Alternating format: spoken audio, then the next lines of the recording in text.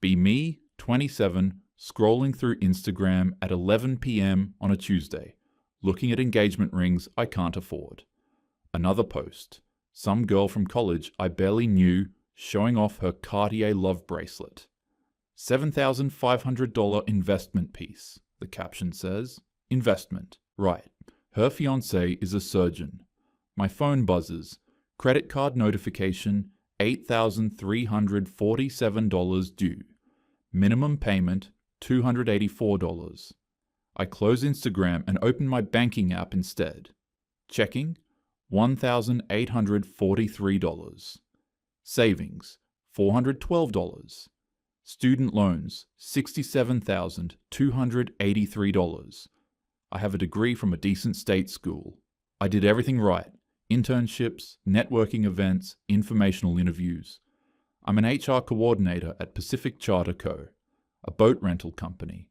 $42,000 a year. In this economy.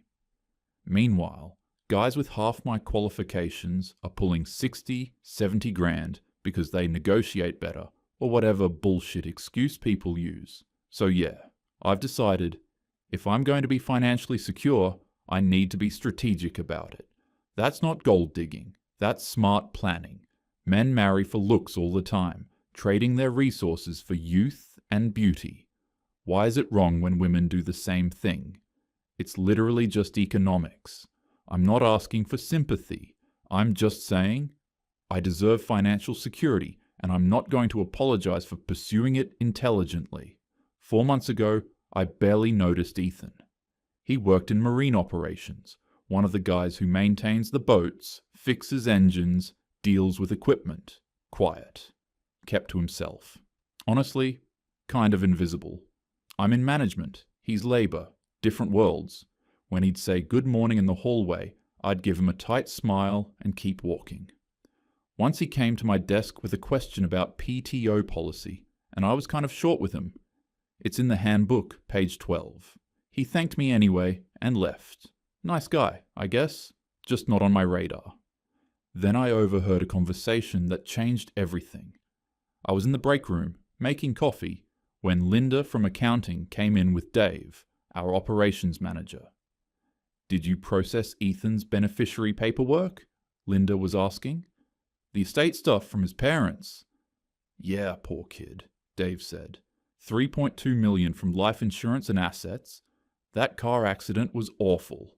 Both parents, head-on collision. Happened about 2 years ago. I froze, coffee pot in hand. And he still shows up every day to work on boats, Linda continued. Most people would retire. He's what, 28? 28, yeah. He's not flashy about it. I don't think most people even know. I turned casually. Wait, Ethan, from Marine Ops? Yeah, the quiet one, Linda said. Such a tragedy. At least he doesn't have to worry about money. I finished pouring my coffee and left, but my mind was racing. $3.2 million. That afternoon, I watched him differently. Really looked at him for the first time. Tall, maybe 6'1". Fit, obviously, from the physical work. Dark hair, strong jawline, good bone structure. Objectively handsome, actually. How had I never noticed? He was in the dock area, organizing some equipment, humming to himself. Wore cargo pants and a company polo. Didn't talk much to the others around him. I did the math in my head. $3.2 million. Even conservatively invested, that's probably $100,000 to $120,000 per year in returns alone. He wouldn't need to work.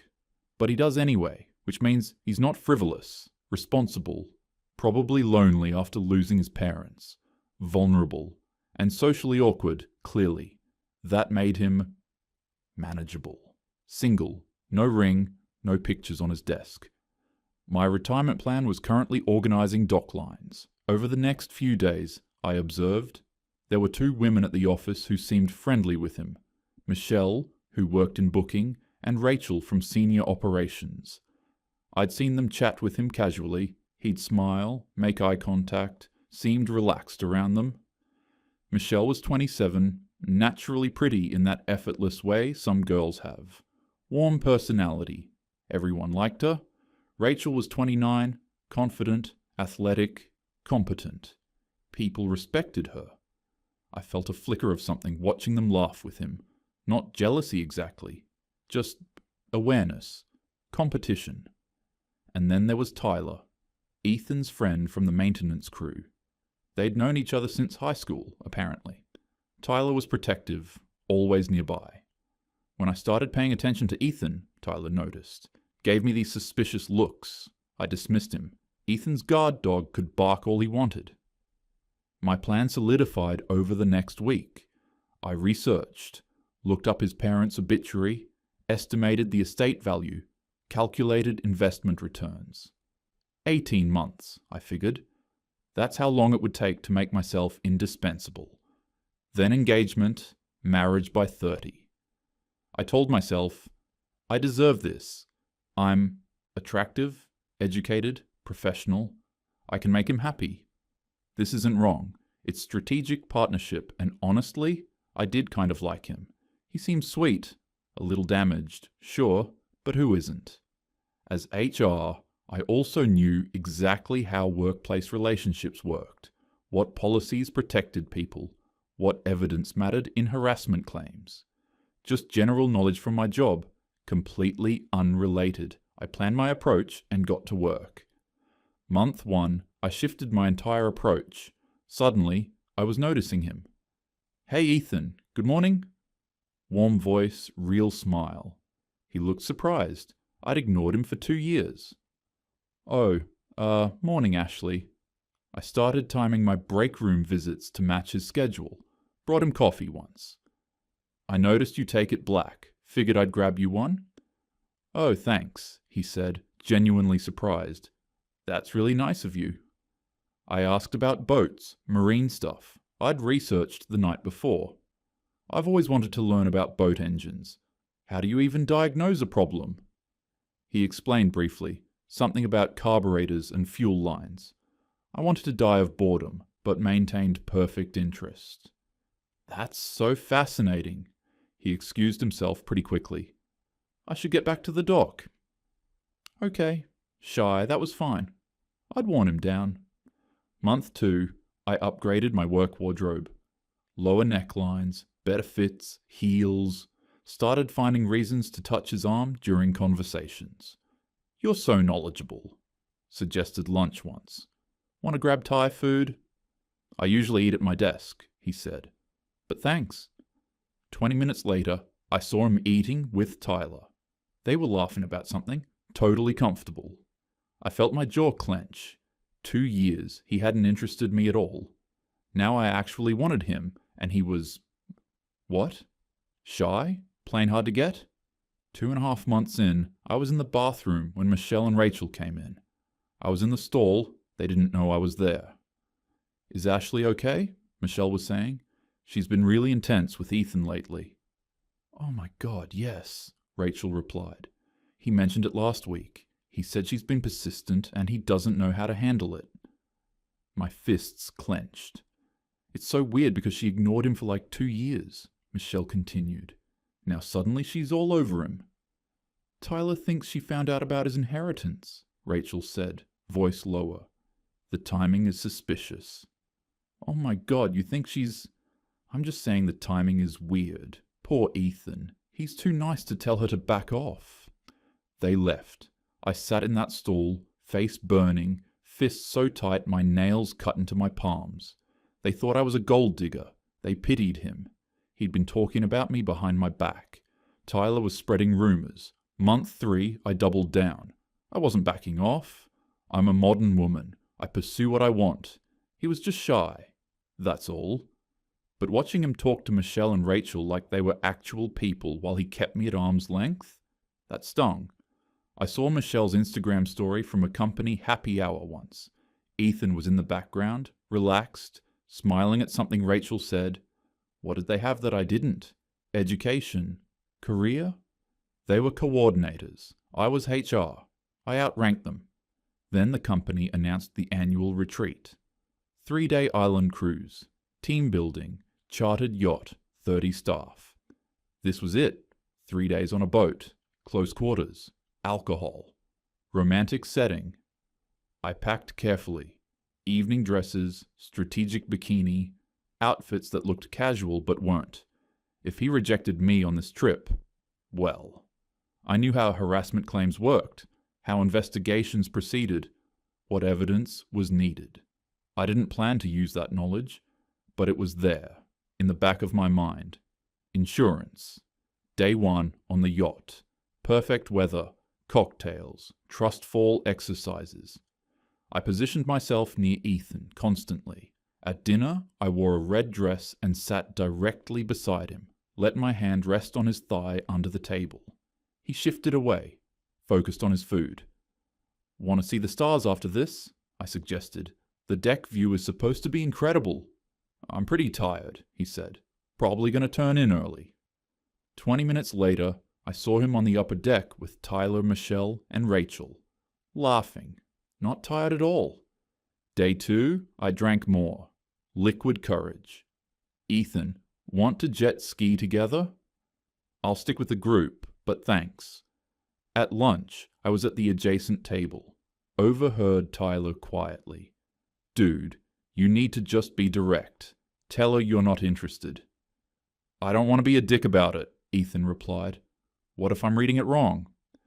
"You're not reading it wrong. She's been aggressively pursuing you for months. Just be clear." I gripped my drink so hard I thought the glass might shatter. Late afternoon, I noticed something. Ethan's cabin was number 14. Mine was 12, 2 doors apart. The crew was busy. People were in and out of cabins constantly. Many left unlocked during activities. I started thinking strategically. If this didn't work, I needed insurance. Evening came. After dinner, around 10 p.m., Ethan stepped outside to the upper deck. I followed. I'd had 3 glasses of wine, enough to feel bold. The deck layout was perfect. The main lounge was behind us, visible through glass walls. Tyler, Michelle, Rachel, and several others were inside, maybe 15 feet away. They could see us, but the glass muffled sound. I approached, put my hand on his arm. "Hey, can we talk? Privately?" He looked uncomfortable, glanced back at the lounge where everyone was visible. Sure. What's up?" I moved closer. "I feel like there's something between us. I've been trying to get to know you, and I think we could really connect. You feel it too, right?" He backed up slightly, hands going into his pockets defensively. "Oh, Ashley, I think you're nice, but come to my cabin," I said, bolder now, touching his chest. "Number 12. We can talk privately." I paused, tried to make my voice sultry. "Or we don't have to talk at all." His eyes widened. He stepped back, his back hitting the railing. "I really don't think that's appropriate. We work together, and I'm not..." My ego flared. "What? I'm not good enough for you? The quiet guy who barely talks to anyone is rejecting me?" He looked frustrated, his awkwardness failing him. "It's not... Look, I'm just not interested, okay? In that way. I don't want people thinking I'm only here because of my family's money or whatever." Everything stopped. He'd said it. The money. "Excuse me?" My voice was loud now. "You think I care about your money? You think I'm some kind of gold digger?" People inside were definitely looking now. "No, I didn't mean..." He was stammering, backing up further. "I just heard people talking about the inheritance, and I'm not looking for a relationship with anyone from work. I'm sorry. Are you serious right now?" I was yelling. "I've been nice to you, and you think I'm after your fucking money?" Inside, everyone had stopped talking. All eyes on us through the glass. Tyler stood up. Michelle grabbed Rachel's arm. Jennifer and Mark from accounting were staring. Tyler came outside. "Hey, everything okay out here?" Ethan looked relieved. Yeah, I was just heading in." "Your friend just accused me of being a gold digger," I snapped at Tyler. "Maybe you should teach him some fucking manners." Tyler's voice was calm but firm. "Ashley, you're drunk. Maybe you should head to your cabin." By now, Michelle and Rachel had come outside. 2 others followed. I was standing there, flushed, voice raised, clearly drunk. Ethan was backed against the railing, visibly uncomfortable, everyone watching. Michelle spoke gently. "Hey, let's get you some water, okay?" I shook her off. "I'm fine. I'm not drunk." I looked at Ethan. "Fuck you." I stormed off toward the cabin area. Behind me, I heard, "Dude, are you okay?" I don't know what just happened. That was intense. And then Mark's voice, clear. Was she seriously hitting on him? That was uncomfortable to watch. The walk to my cabin, I passed 3 coworkers in the hallway. They looked at me with uncomfortable expressions, quickly looked away. Everyone saw. Everyone knew. In my cabin, I paced. He'd accused me of gold digging, in front of everyone. They all saw me get rejected, heard me yell. They think I'm desperate and pathetic. I heard laughter from above, the lounge deck. They were probably laughing at me, the desperate girl who got rejected by the quiet, nerdy guy. I looked in the mirror, mascara smudged, face flushed, hair messy. This can't be how this ends, unless I wasn't the pursuer, unless he was inappropriate, unless I'm the victim. My HR training kicked in. Harassment claims favor women. Burden of proof is low. He said, she said, always sides with her. Company has 0 tolerance policy. If I accuse him, I flip the script. I'm not desperate, I'm a survivor. He's not a nice guy. He's a predator. He humiliated me. He basically called me a whore in front of everyone. He deserves this. 11:30 p.m. I waited until most people were in their cabins or the lounge. I walked the hallway casually, security camera at the end near the stairs. But the middle section, cabins 10 through 16, no camera. Blind spot. 12:15 a.m. I saw Ethan leave his cabin, head upstairs. Probably couldn't sleep. I waited 5 minutes, then went to the captain's office. Earlier that day, I'd borrowed the master key card under the pretense of needing to check crew quarter supplies, part of my HR duties. I slipped into cabin 14. His deodorant, Old Spice. A charging cable, one of his. Worn t-shirts from the floor. His phone on the nightstand. I unlocked it. I'd seen his passcode weeks ago, 0517. Deleted our text thread. The friendly good morning messages I'd sent. Scrolled his messages. Nothing incriminating. Mostly Tyler, some family. I took a screenshot of his contacts. My number saved as Ashley HR. Emailed it to myself from his account. Deleted the sent email. Left my silver hoop earring on his floor near the bed. 12:45 a.m. Back in my cabin. Brown and purple eyeshadow.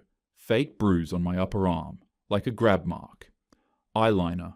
Small red scratches on my neck. Photos. Messed hair. Smudged makeup. Red eyes. I can cry on command. The bruises. Scared expression. Photos of his items in my room. Notes. App. Detailed false account. 10:47 p.m. Ethan followed me to my cabin. Pushed his way in when I opened door. Touched my arm, grabbed me, made sexual comments, said I'd been leading him on. Told him to leave, he wouldn't until I screamed. I looked at my evidence. Bruises, photos, his belongings, time-stamped notes. This is self-defense. He humiliated me first. Men get away with this all the time. Believe women, right? He'll be fine. He's rich. This is just evening the playing field. I set my alarm for 9 a.m. 9:30 a.m., day 3. I emerged wearing sweatpants and a hoodie, unusual for me. No makeup, hair in a messy bun, skipped breakfast, went straight to Captain Morrison's office. I was trembling, eyes red. I need to report something. My voice shook. Last night, around 11, Ethan came to my cabin. I showed him the photos, bruises, scratch marks, the scared selfie. He followed me after that argument on deck. He said I'd been leading him on. He pushed into my cabin and he touched me. I started crying. His t-shirt, his deodorant. He left these. I don't know why I kept them. I guess I knew I'd need proof. I told him to leave, and he grabbed my arm. Here. I showed the bruise. Captain Morrison's face was serious. Did he assault you? He touched me, said things, sexual things. I got away, but I was terrified. 10 a.m. Ethan was called to the office. He looked blindsided. What? No. That didn't happen. She came on to me yesterday. Everyone saw. She has physical evidence, the captain said. Bruises. Your belongings in her cabin. What? I didn't go to her cabin. My stuff? How does she? Tyler was called. Confirmed the deck argument. Confirmed I was drunk and aggressive. Michelle and Rachel confirmed they saw me approach him. That I was drunk, loud, inappropriate. Those accounts support the argument happened, the captain said. They don't disprove what she says happened after. Ethan, you're confined to your cabin until we dock. I didn't do anything. His voice cracked. I swear, I didn't go anywhere near her cabin. The trip was cut short. We docked by 3 p.m. Week 1, Ethan was suspended with pay. I gave my detailed statement to Karen, the HR director. Showed her everything, photos, evidence, timeline. Thank you for coming forward, she said. I know this is difficult. Zero tolerance policy. The company had no choice. By Wednesday, rumors spread. Someone mentioned it at an industry happy hour. Word got around. Guy at Pacific Charter got suspended for harassment. Small industry. Ethan's name circulated quietly. Week 1.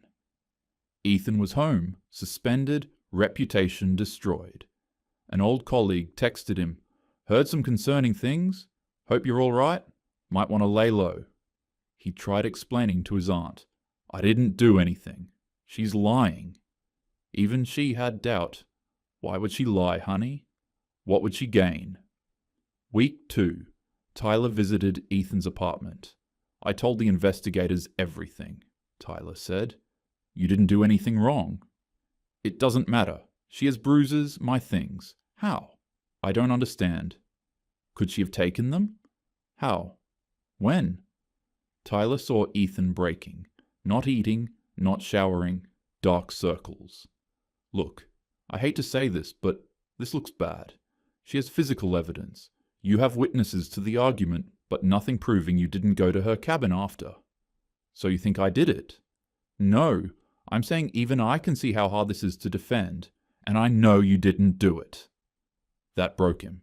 Even his best friend saw how damning it looked. Week 2, Friday.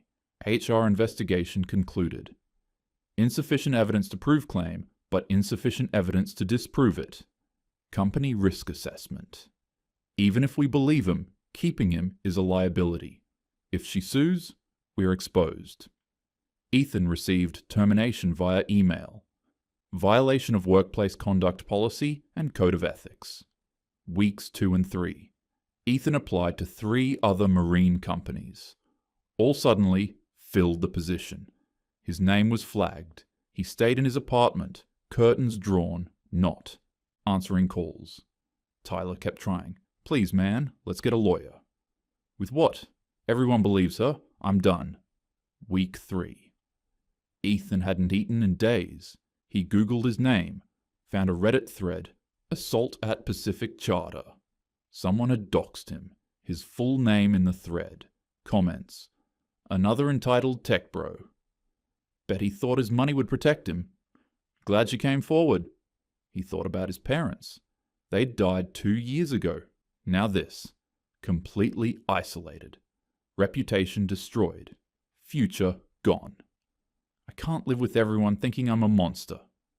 Wednesday evening, week 3. Ethan wrote a detailed letter.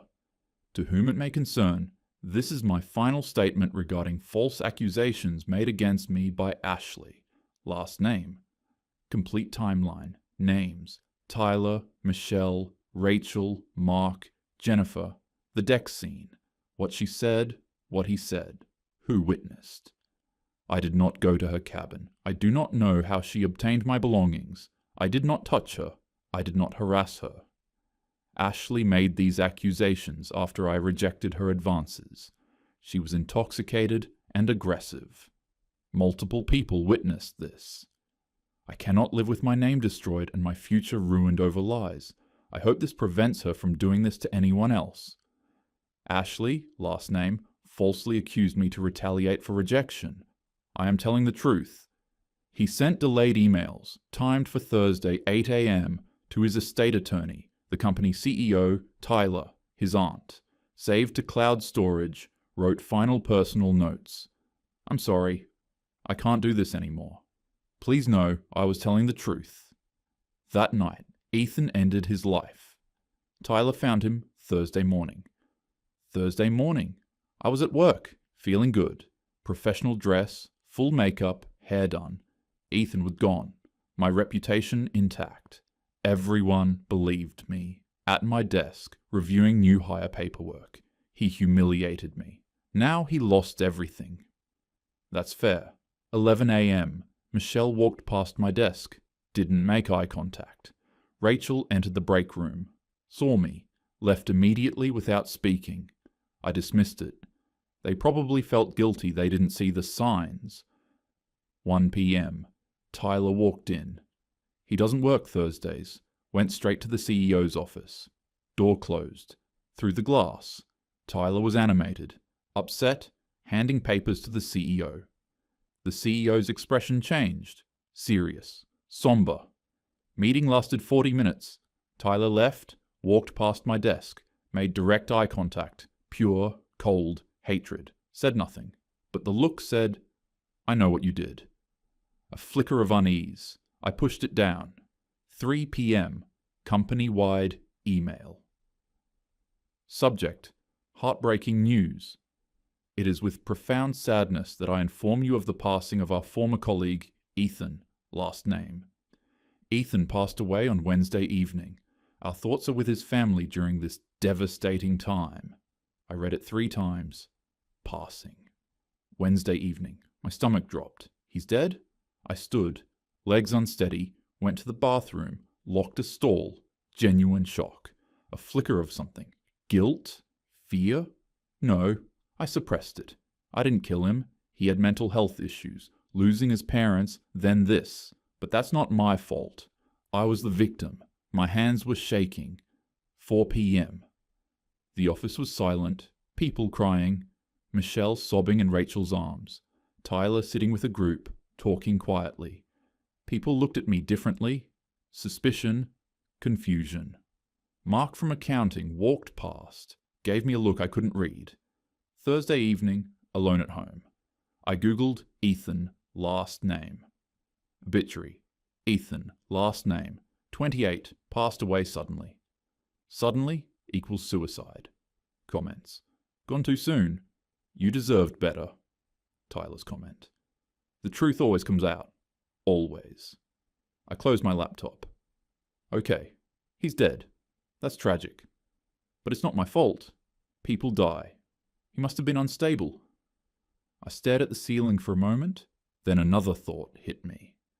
$3.2 million. Gone. All that time.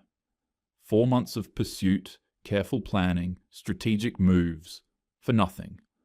I felt a flash of genuine frustration. Not about Ethan, about the wasted effort, the missed opportunity. I opened my phone, started scrolling through LinkedIn, filtering by industry, salary ranges. There were other options, other guys. Maybe someone in tech, finance, somewhere with better prospects anyway. Marine industry was kind of limiting. I took a breath, closed LinkedIn. Okay, regroup. This Ethan thing is done. Once this blows over in a few weeks, I can start fresh. Different approach next time. Maybe someone older, more confident, less complicated. The inheritance was gone, but the strategy was still sound. But Tyler's comment echoed. The truth always comes out. What did he mean? Friday morning, I arrived on time. Professional. CEO's office door closed. Tyler inside again. A woman in a suit with them. Lawyer? They were reviewing. Documents. First real pang of fear. What documents? 11 a.m. I checked LinkedIn. 18 profile views in 24 hours. Normally 1 or 2 per week. Some were former colleagues, some unfamiliar. One was a legal recruiter.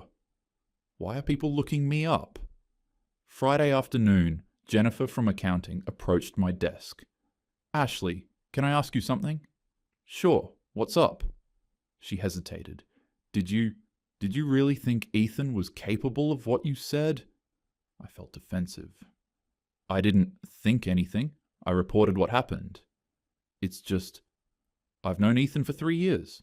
He was always so respectful. I don't know. Are you saying I lied? No, I don't know. She walked away. First, open questioning. Friday evening, I checked Facebook. Tyler's profile was public. New post from 2 hours ago. For my brother Ethan, you told the truth. I promise everyone will know it. Rest easy, man. I've got you. 67 reactions.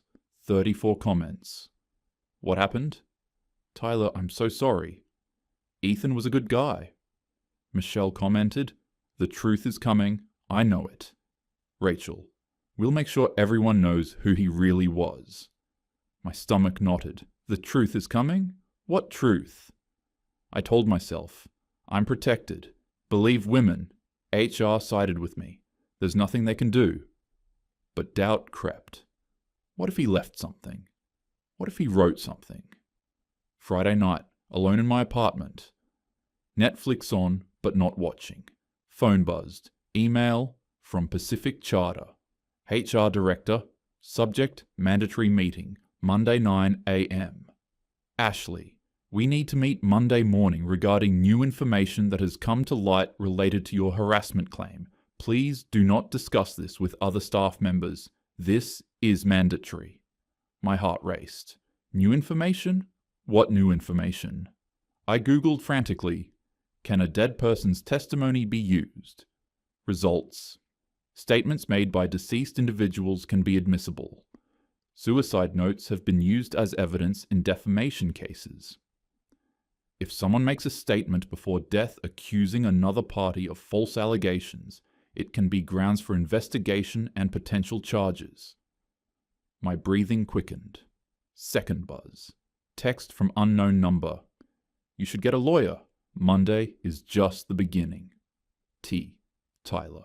I dropped the phone, sat in silence. What did he write? What do they have? The cameras? Did I miss one? The master key? Can they trace that? My thoughts raced. Okay, I have evidence. Photos. His stuff. They believe me. But if he left a note, if he told his version, no. I'm the victim. Believe women. That's the rule. But what if they don't? I looked at my reflection in the dark TV screen. Still saw myself as the victim. I didn't do anything wrong. He embarrassed me. He deserved consequences. His death isn't my fault, but my hands wouldn't stop shaking.